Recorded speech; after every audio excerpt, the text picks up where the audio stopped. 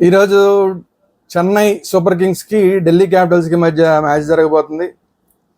ఈ మ్యాచ్ ఎలా ఉండబోతుంది ఏంటి అనేది మాట్లాడుకుందాం. దాంతోపాటు చెన్నై కెప్టెన్ గైక్వాడ్ కొద్దిగా ఇంజరీ అయ్యాడని తెలుస్తోంది. అతని ప్లేస్లో ఇవాళ ధోని క్యాప్టెన్సీ చేసే అవకాశాలు ఉన్నాయంటున్నారు. మరి ఇదేం జరగబోతుంది ఏంటి? సక్సెస్ ట్రాక్లో ఉన్న ఢిల్లీకి తడబడుతున్న చెన్నై సూపర్ కింగ్స్కి మధ్య మ్యాచ్ ఎలా ఉండబోతుంది ఏంటి మాట్లాడుకునే ముందు దిస్ ఇస్ త్వరగా శ్రీరామ్. మన ఛానల్ వేదాంత ఛానల్ని సబ్స్క్రైబ్ చేసుకోండి అందరూ. అలాగే వేదాంత గ్రూప్ ఆఫ్ ఛానల్స్ ఉన్నాయి, వాటన్నిటిని కూడా మీరు సబ్స్క్రైబ్ చేసుకోండి. Thank you very much. ఇంకెందుకు మెయిన్ వీడియోలోకి వెళ్ళిపోదాం. Let's get started.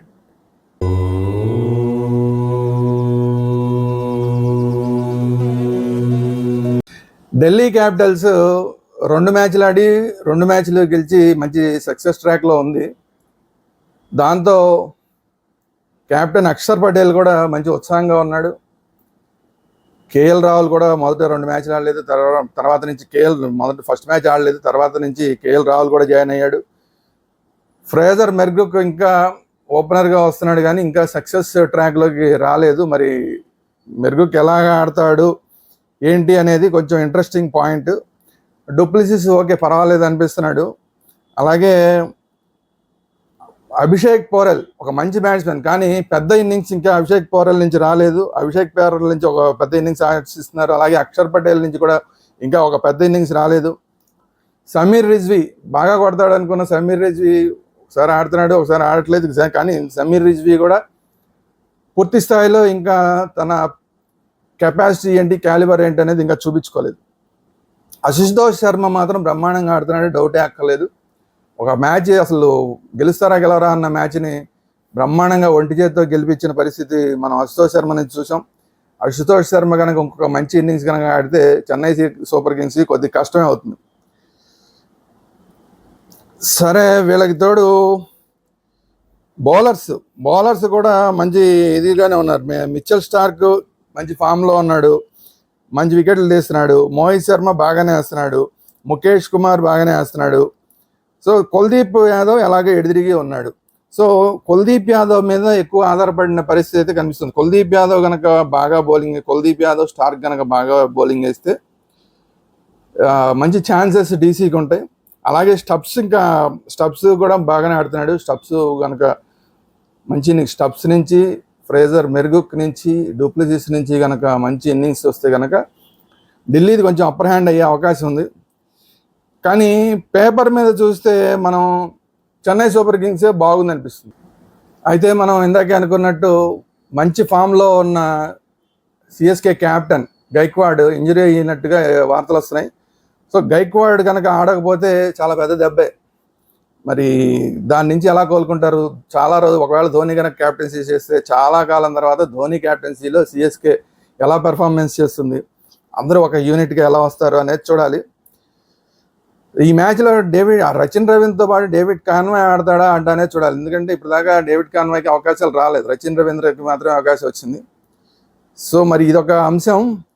తర్వాత ఇప్పుడు మామూలుగా అయితే అసలు రాహుల్ త్రిపాఠిని పక్కన పెట్టేసేవాళ్ళేమో, కానీ ఇప్పుడు కాన్వాయ్ మన గైక్వాడ్ మిస్ అవుతున్న సందర్భంలో మళ్ళీ ఇంకొక మ్యాచ్ రాహుల్ త్రిపాఠికి అవకాశం వచ్చే అవకాశం ఉంది.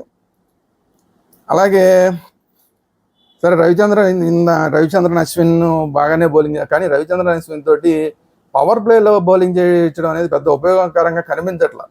మరి ఎందుకని పవర్ ప్లేలో వేస్తున్నారో చూడాలి. అంటే కొంచెం ఫాస్ట్ వేస్తాడు కాబట్టి, కొత్త బాల్తో కూడా వేయగలడు కాబట్టి అతనితో వేస్తున్నట్టున్నారు. కానీ దానివల్ల ఒక మంచి ఓవర్ని మిడ్ ఓవర్లో వేసే అవకాశం కోల్పోతున్నాం.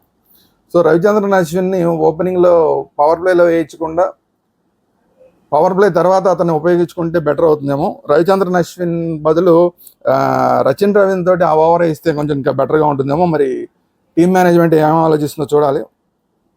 సో ఈసారి విజయ్ శంకర్కి, శివం దుబేకి, తర్వాత దీపక్ హుడాకి ముగ్గురికి ఛాన్స్ వచ్చే అవకాశం ఉంది. ఎందుకంటే అదే గైక్వాడ్ మిస్ అవుతున్న సందర్భంలో సో ఈ ముగ్గురికి కూడా ఛాన్సెస్ ఉన్నాయి. మరి వీళ్ళు ఇప్పటిదాకా పూర్తిగా వీళ్ళు ఛాన్సెస్ను ఉపయోగించుకోలేదు. మరి ఇప్పుడు ఎలా ఉపయోగించుకుంటారనేది చూడాలి. భారం అంతా లాస్ట్లో వచ్చేసరికి రవీంద్ర జడేజా మీద ధోని మీద పడేస్తున్నారు. సో రవీంద్ర జడేజా మీద ధోని మీద వాళ్ళు ఆల్మోస్ట్ ధోని అయితే ఎప్పుడో రిటైర్ అయిపోయాడు ఇంటర్నేషనల్కి.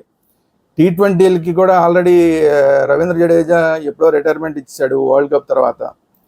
సో అలాంటి వాళ్ళ మీద భారం పడిపోతుంది.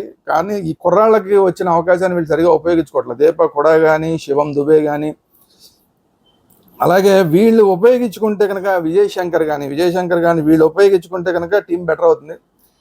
వీళ్ళకి trump card main Noor Ahmad ఉన్నాడు. నూర్ అహ్మద్ బౌలింగ్ ఎవరు ఆడలేకపోతున్నారు. సో నూర్ అహ్మద్ ఎలా బౌలింగ్ చేస్తాడన్న దాని మీద ఢిల్లీ క్యాపిటల్స్ గెలుస్తారా కంటిన్యూస్గా మూడోది, లేదంటే సిఎస్కే గెలుస్తుందా అనేది నూర్ అహ్మద్ మీద ఎక్కువగా ఆధారపడి ఉంది.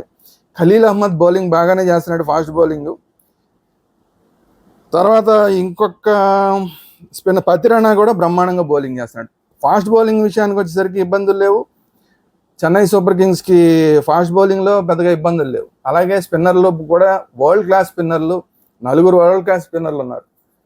కానీ వాళ్ళ పెర్ఫార్మెన్స్ అనేది సరిగా రావట్లేదు. కొన్ని సందర్భాల్లో సరిగా వస్తుంది, కొన్ని సందర్భాలు సరిగా రాకపోవడం వల్ల కొంచెం ఇబ్బందులు వస్తున్నాయి. అది కూడా బౌలింగ్ డిపార్ట్మెంట్ కన్నా కూడా బ్యాటింగ్ డిపార్ట్మెంట్ ఫెయిల్ అవ్వడం అనేది చెన్నై సూపర్ కింగ్స్కి చాలా పెద్ద ఇబ్బందిగా మారుతుంది. బ్యాటింగ్ డిపార్ట్మెంట్ కనుక ఫస్ట్ బ్యాటింగ్ చేస్తే మంచి స్కోర్ చేసినా, లేదంటే ఒక మాదిరి స్కోర్ ఉంటే బ్యాటింగ్ కొంచెం ఎక్కువ స్కోర్ అవతల వాళ్ళు చేసినా కూడా బ్యాటింగ్ అనేది కొంచెం స్ట్రాంగ్ అయితే కనుక చెన్నై సూపర్ కింగ్స్ని ఎవరు ఆపలేరు. ఎందుకంటే అంత మంచి బౌలింగ్ డిపార్ట్మెంట్ ఉంది. 2 మంచి ఫేస్ బౌలర్లు ఉన్నారు, 4 మంచి స్పిన్నర్లు ఉన్నారు. ఇంకా అంతకన్నా ఈ టీం కన్నా అసలు అద్భుతంగా బౌలింగ్ ఉన్న వాళ్ళు ఎవరో నాకైతే కనిపించట్లేదు. ఎందుకంటే స్పిన్నర్లకే ఇప్పుడు ఎక్కువ వికెట్లు వస్తున్నాయి. అలాంటి సందర్భంలో మంచి స్పిన్నర్లు చెన్నైకే ఉన్నారు. దాన్ని క్యాష్ చేసుకోవడంలో మరి ఎక్కడో విఫలమవుతున్నారు. మరి వాళ్ళ ధోని క్యాప్టెన్సీలో ఒకవేళ ఆడితే ఏమన్నా దీన్ని సక్సెస్గా ముందుకు తీసుకెళ్తారా ఏంటి, ఎవరు గెలుస్తారు? మళ్ళీ చాలా రోజుల తర్వాత ధోని క్యాప్టెన్సీని చూసే అవకాశం అందరికీ వస్తుందా ఏంటి అనేది అదొక ఇంట్రెస్టింగ్ పాయింట్. చూద్దాం ఏం జరుగుతుందో. ధోనినా, అక్షర్ పటేలా, రిటైర్ అయిపోయిన ఒకప్పుడు క్యాప్టెనా, రాబోయే రోజుల్లో క్యాప్టెన్ అవుదాం, ఇప్పటికే ఇండియా టీంకి వైస్ క్యాప్టెన్గా ఉన్న అక్షర్ పటేల్, ఇద్దరు ఎవరిది పైచేయి అవుతుందనేది చూద్దాం. ఇది రోజు వీడియో. ఈ వీడియో కనుక మీకు నచ్చినట్లయితే లైక్ చేయండి, మీ అభిప్రాయాలు ఏంటనేది కామెంట్ రూపంలో తెలియజేయండి. అలాగే ఈ వీడియోని అందరికీ షేర్ చేయండి. మన వేదాంత గ్రూప్ ఛానల్స్ అన్నింటినీ కూడా సబ్స్క్రైబ్ చేసుకోండి. Thank you very much.